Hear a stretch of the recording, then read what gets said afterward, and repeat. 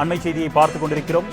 அதிமுகவின் ஒருங்கிணைப்பாளர் என்று ஓ பன்னீர்செல்வம் தொடர்ந்து பதிவு செய்து வருவதாக உயர்நீதிமன்றத்தில் இபிஎஸ் தரப்பு குற்றச்சாட்டை முன்வைத்திருக்கிறார்கள். அதனை நாம் அண்மை செய்தியாக பார்த்துக் கொண்டிருக்கிறோம். கூடுதல் விவரங்களை செய்தியாளர் கிருஷ்ணமூர்த்தி வழங்க நாம் கேட்கலாம். வணக்கம் கிருஷ்ணமூர்த்தி, கூடுதல் விவரங்கள். வணக்கம். அதிமுகவிலிருந்து நீக்கப்பட்ட ஓ பன்னீர்செல்வம் கட்சியின் பெயர், கொடி, சின்னம், லெட்டர் பேட் ஆகியவற்றை தொடர்ந்து பயன்படுத்த தடை விதிக்க கோரி அதிமுக பொதுச் செயலர் எடப்பாடி பழனிசாமி தரப்பில் சென்னை உயர்நீதிமன்றத்தில் மனுவானது தாக்கல் செய்யப்பட்டது.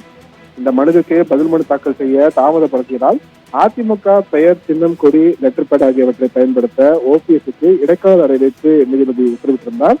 இந்த வழக்கு நீதிபதி சதீஷ்குமார் முன்பு இறுதி விசாரணையாக இன்று துவங்கியது.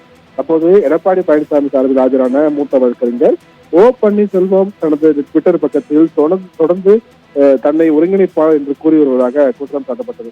அதிமுகவில் தற்போது ஒருங்கிணைப்பாளர், இணை ஒருங்கிணைப்பாளர் என்ற பதவிகளே இல்லை என்றும், கட்சியின் அடிப்படை உறுப்பினராக கூட இல்லாத ஒருவர் இன்னும் தன்னை ஒருங்கிணைப்பாளர் என்று கூறுவதாகவும் தெரிவித்துள்ளார்.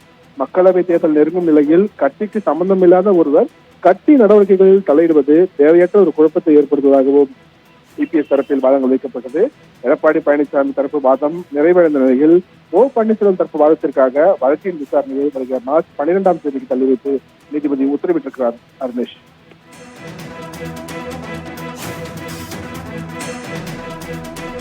விவரங்களுக்கு நன்றி கிருஷ்ணமூர்த்தி.